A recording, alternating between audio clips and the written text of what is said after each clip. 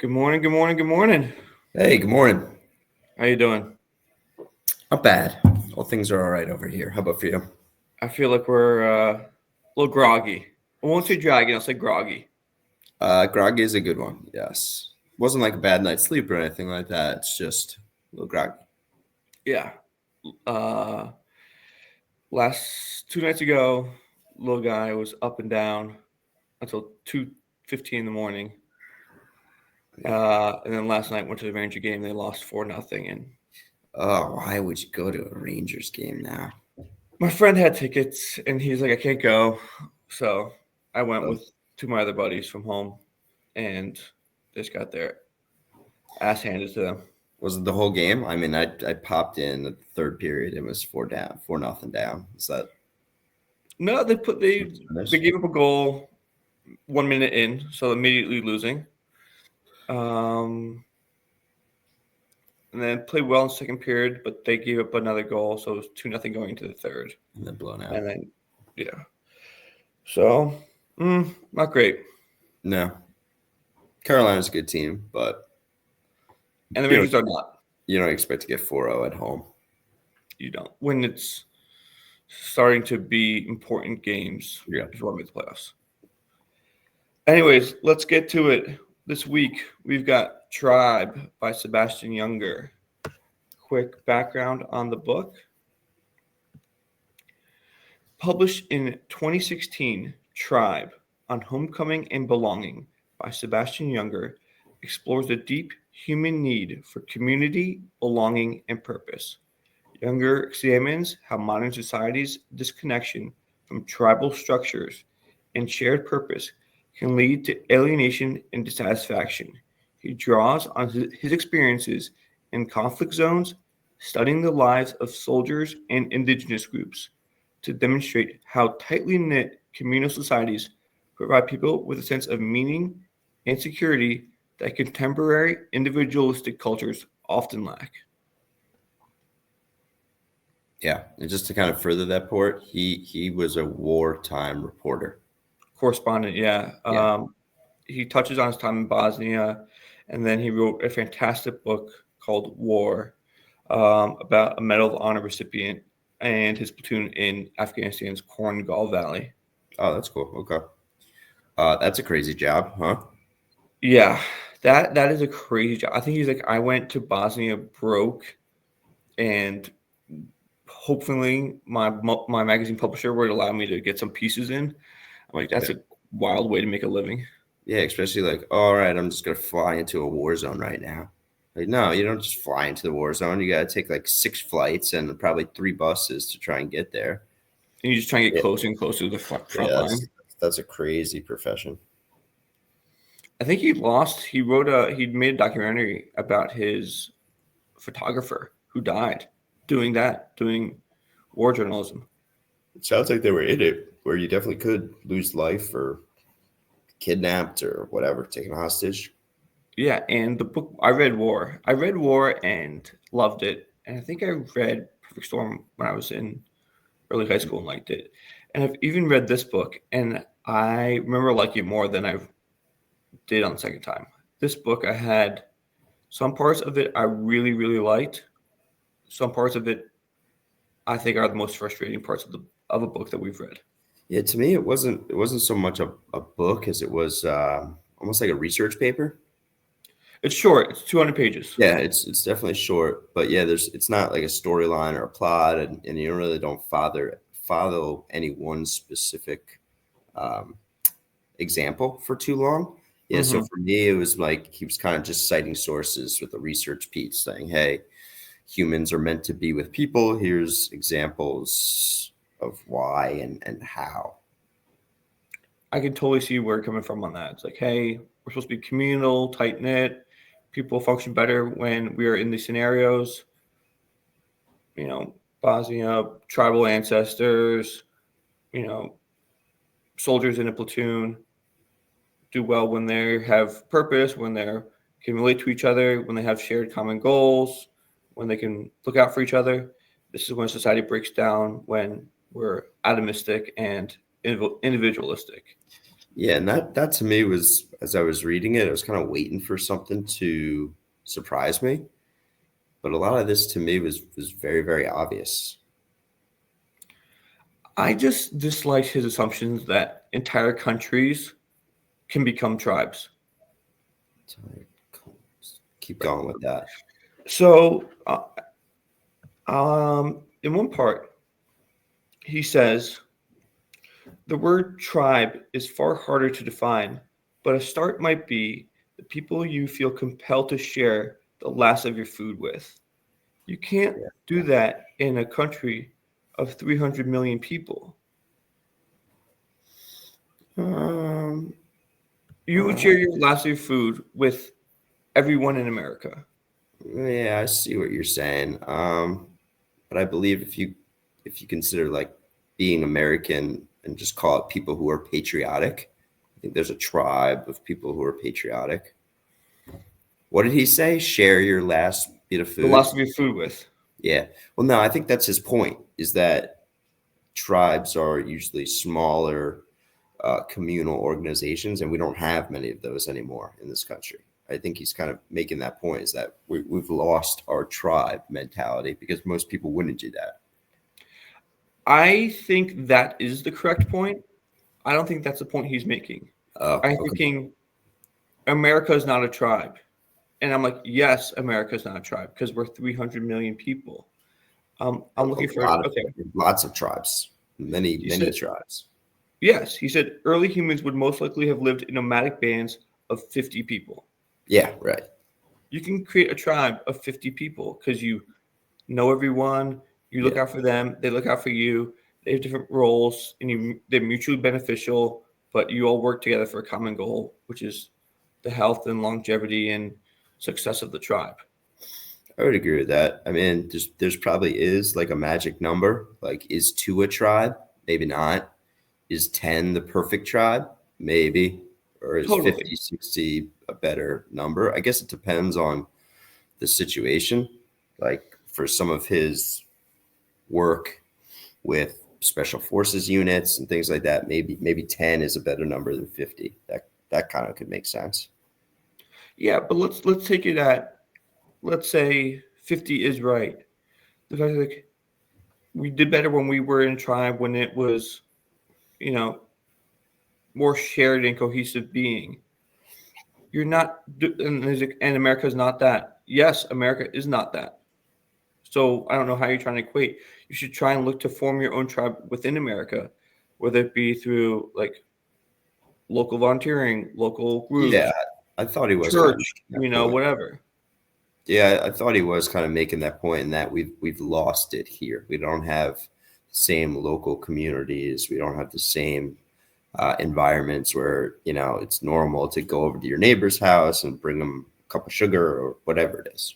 Totally. I think that's where I thought he was progressing, and then he widened the aperture of tribe so quickly without explaining how America could be a tribe. If Yeah, if a tribe is 50 people, again, let's take it what this is. How you expect to do 330 million people in a tribe? he also didn't. Uh, his examples to me, like a layup example that he didn't really cover, I don't think at all, is sports teams. That's just a layup example of a tribe. Like you take a basketball team, there's 15 guys there. When they're, well, maybe not anymore, but if you get traded to a different team, you don't like those 15, 14 guys anymore. Like you can be buddies on the outside, but when you're adversaries at that point, like sports teams to me are a very true example of what tribes still are. But he didn't really touch on that at all. I think it was a total swing and a miss to be like, we do better as cohesive units under 70 people, more than 10. This is how you can do it, and this is how I've seen successful tribes be formed in contemporary America. Yeah, I thought that was a pretty obvious point, and saying like, oh, we should go back to nomadic Indian culture is maybe he wasn't trying to provide a template for how we can be a tribe. Maybe he's just saying, hey, we were tribes here and now that's gone. Because you're right, he didn't provide any details on how to go about doing so. He was just pointing out that we are far away from this type of living style. The way he pointed out, tongue in cheek, that he suggested is be in an avalanche, be in a absolute war zone, be in a earthquake zone. And that to me, that again is, it's like, that to me is obvious. Like, okay, there are less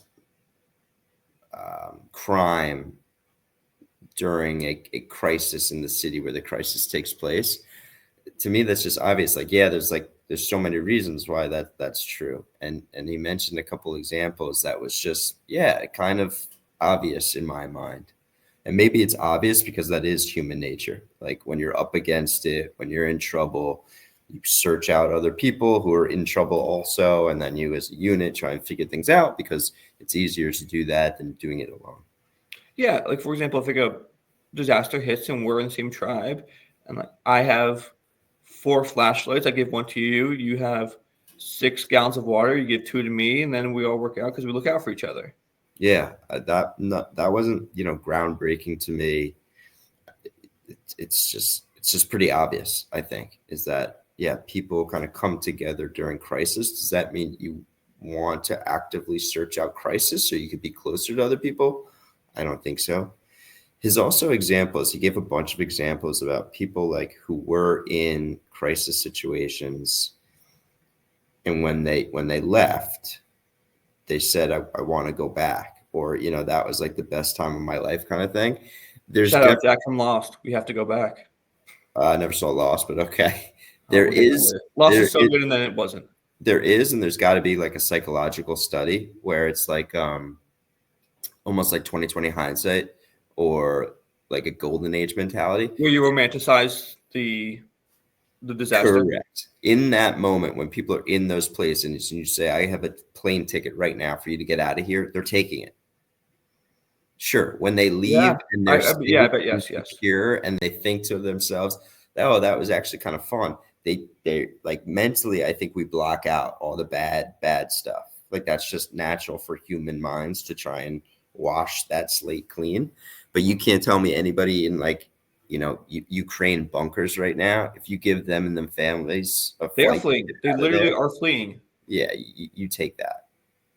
Yeah, people from Ukraine are fleeing to Poland and other. Yeah, so that was an interesting point that I can understand the studies that he does, and I can understand that, but I think that was misleading because you're catching people at the time where they have the ability to look back and look cheerily on a bad situation.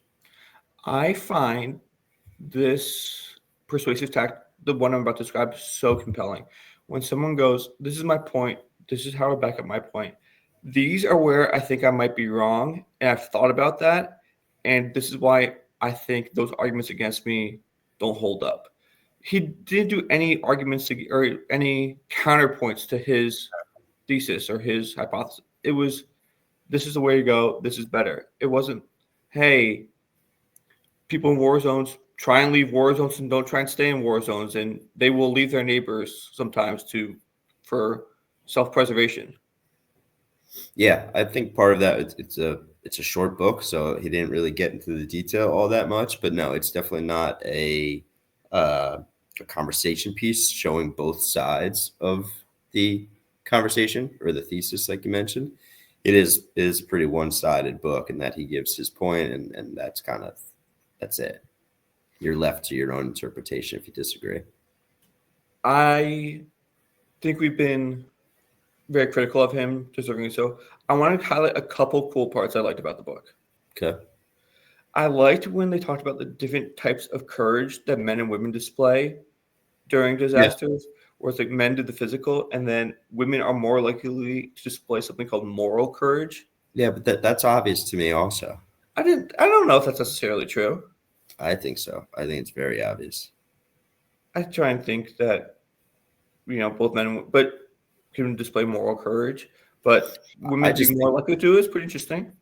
I think it's just very obvious because I do think about it a lot in terms of like how connected we are to our primitive ancestors. I love that stuff. That stuff is right up I do my too. alley. I I like that. read 100 books about that stuff. And I that to me, think we're it's like, like that to me, it's so obvious. Like, yeah, you protect women with everything you possibly can in any society because they carry our youth. Like mhm. that to me is kind of obvious. Where yes, physically you protect women however you can to protect that eventual next generation or the future of your society.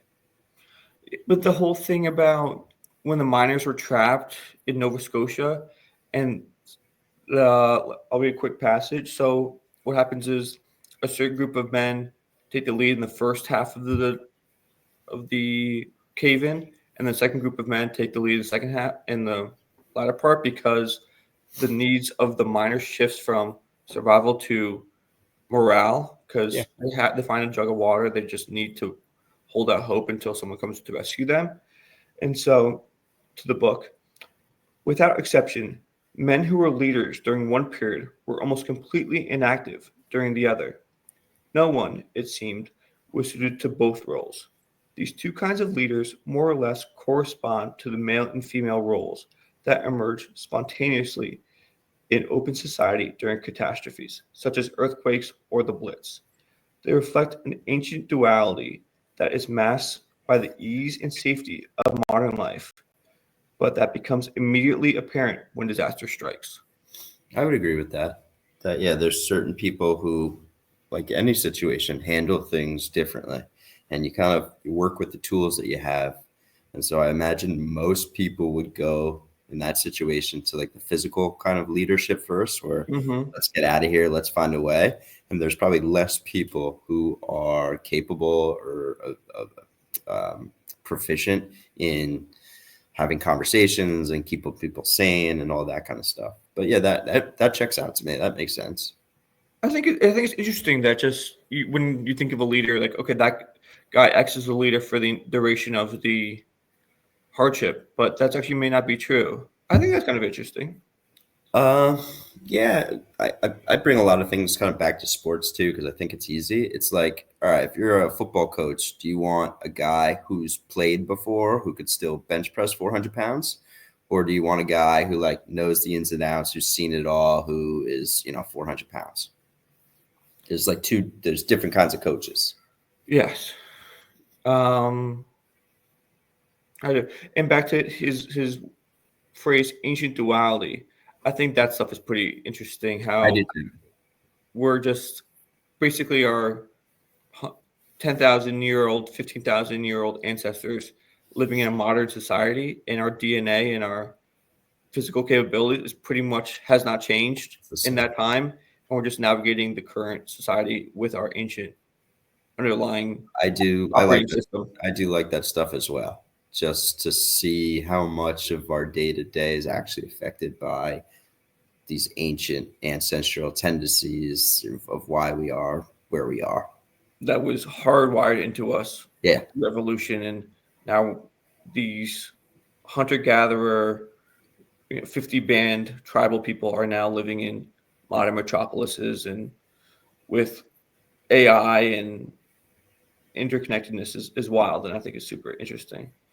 Um, I got the probably the passage that most annoyed me was how he described shooting in communities and how like the modern society takes upper class or middle upper class individuals and turns them into like Mhm. they break in the modern society, and Mhm. how that doesn't happen.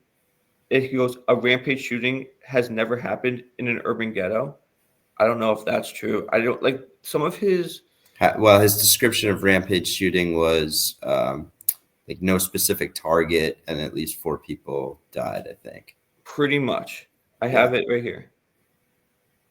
Rampages are usually defined as attacks where people are randomly targeted and four or more are killed in one place, usually shot to death by a lone gunman. Mhm.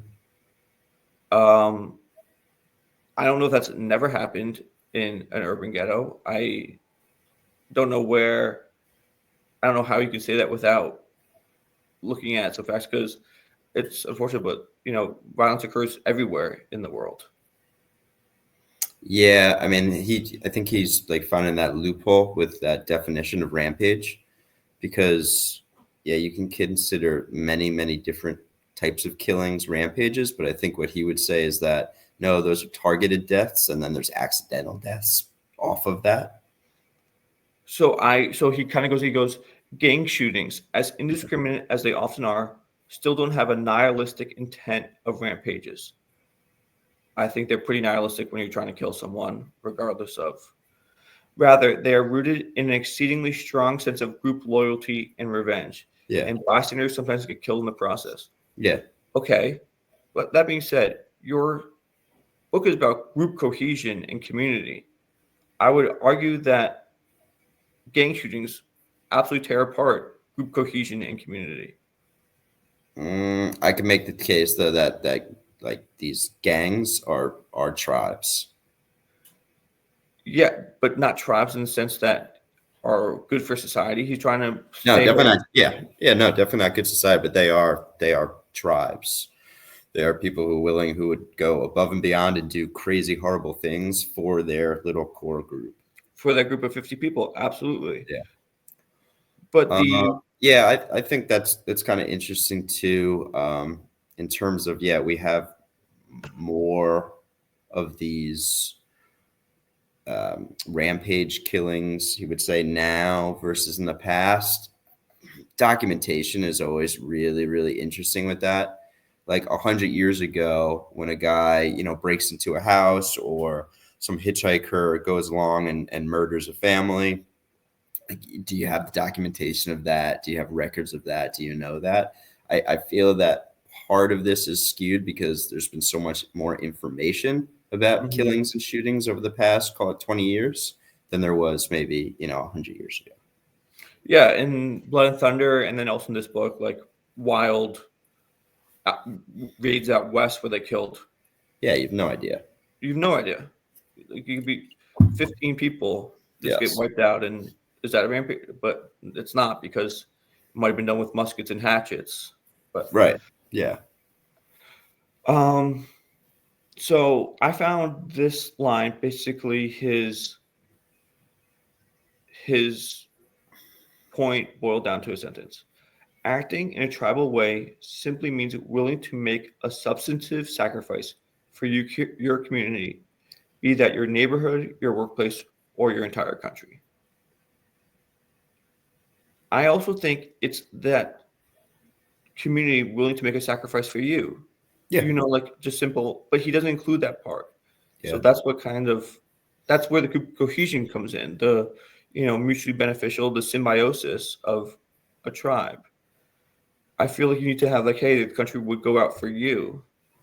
That's where he expands the definition of tribe to country, rather Yeah. than establishing your tribe within your country to increase allegiance to your tribe, your community, your town, your state, and in terms of your country. I think it's so much more effective than just going, a tribe is now your country. Yeah, I think you're right, and that he's kind of missing that point. I do, again though, like even that's like his main thesis. That's like his main argument. To me, it's so very obvious. Also, like again, like that's not. It just seems so obvious to me that yes, during wartime, people come together to protect and defend their country. And during crisis, people come together, like floods and forest fires in California. Yeah, people come together. All of that is just very. It's not groundbreaking to me. That's just very obvious. I think a good argument against him is that fire in California, when the community was so large, it's such a large metropolitan area, it's, Los Angeles, that when people fled their homes to escape the fire, there were people looting their homes as they were empty. So that inherently, the tribe would not do that to each other. He talked about looting as like not. He mentioned something about looting situations, saying something like, it's not as prevalent as you think during these crisis situations. And he made a point to say like, oh, they were just looting for like essentials like food and water. No. Yeah, that's kind of tough to make that distinction. I forgot what it was specifically, but yeah, he said no. There was more cases of breaking, but it was more of breaking and entry for like food and water. It wasn't like looting for TVs or valuables. I believe it was during Hurricane Katrina he made that. Yes. Yeah, I just think he makes these sweeping generalizations too much without, a little bit more, because he likes to lean on the stories and the facts, and then when he's making when the counterpoint's brought up, he was like, "Oh no, that didn't happen as much as you think." I'm like, "Well, bring the stories and facts and show me to back up your counter story point. Your counter Yeah. narrative point." And also other things can be true. Like everyone can come together, but yeah, you can still have one-off people. Maybe they aren't part of the tribe who do looting and commit crimes and things like that. I mean, you could say that the tribe comes together, but there's people who aren't in the tribe who don't, or there's people who leave the tribe or whatever it is. Yeah, it kind of got a little Malcolm Gladwell-y at points. Yeah, actually, that's who I was kind of compared to as I was reading this. Yeah, short, kind of. Oh, you think it's this way, but it's really that way. Yeah, And that way is my way that I've described is the right way. yeah, it's a research piece, but Yeah. a one-sided research piece. That's funny that you thought of that. I thought of that too. Yeah, definitely. He's a very famous author. He's very engaging. He's a good writer. I did particularly like this book.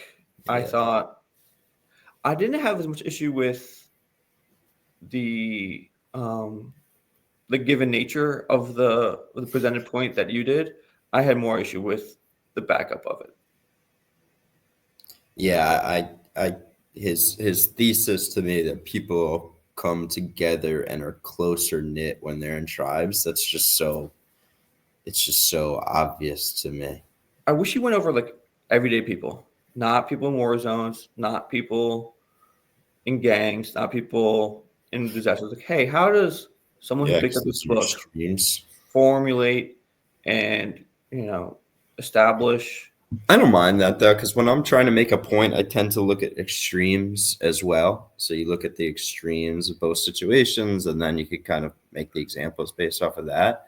Sure, if he wanted to continue or maybe write another book on top of this, maybe you do talk about how do we make this tribe in our modern society, kind of to your point. Like, all right, give me examples of how we can do this without having to go through a flood or a hurricane or a war. Absolutely. And I think he might have. I actually think he might have written a backup book to this. Oh yeah. Yeah. But I think it's a quick book. So I don't know how much we kind of wrung everything out of it that we have. Yeah. I'm going to give my score. I think it's a 3-1. So I gave Blood and Thunder a 3-0. Ooh.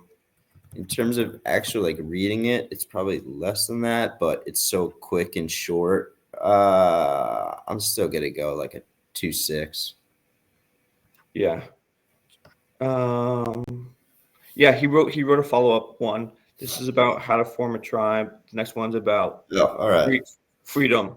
The next one's about free. Like it's like what it means to be free. So All right. not the exact parallel, just kind of more about like how to establish, these things in your life. But that might be worth a read. Or his other one that you mentioned, War, you said was really good. War is phenomenal. And Oh maybe yeah. I'll come back and Maybe we read can jump on that one then another time, just so we're reading something. Again, I like. remember liking this book a lot more than I actually did. So, okay. And then the next 4 books, we have the Shadow Tears series with Steve Stratton, and who will be joining us in the first week of March. And so that'll be fun to have our first author on. First book in the series is Shadow Tear, then Shadow Sanction. Next is kind of like a prequel called A Warrior's Path. And then the 4th book will be Caribbean Harvest. And then next week we'll have his interview. So I talked with him this week. He's excited to come on, and I'm excited to hear from him. Yeah, I'm looking forward to getting into these books too. I've started the first one. It seems like a rock'em sock'em thriller. Yeah, very rock'em sock'em. Yeah. Started as well. Fun rollicking ride. Yeah, so that'll be fun to discuss with him about. That's awesome. Anything else? What do you got? How's fam? How's Natasha? How's she doing? Oh, good. Yeah, everything's moving well, moving along. Nothing crazy new, just the little milestones, but everything's good. She walking yet? Crawling. Crawling. Yeah, she's still coming up on a year almost. Mm-hmm. A couple months short. Yeah, he didn't start walking until 14 months. Yeah, 13, 14 months. I can wait. It hasn't been because we live in such a small place that he doesn't really get into stuff. He just walks around, starts opening cabinets, and brings out kitchen cleaning supplies. And you're like, don't touch that. Don't do that. And then he'll just fall and bang his head into anything. But he's doing great. All right, that's it, bud. That's all I got for you. Yeah, good stuff. We'll talk next week and go over the Shower Tier series. Kick it off. Sounds good. Yeah, looking forward to it. All right, have a good one.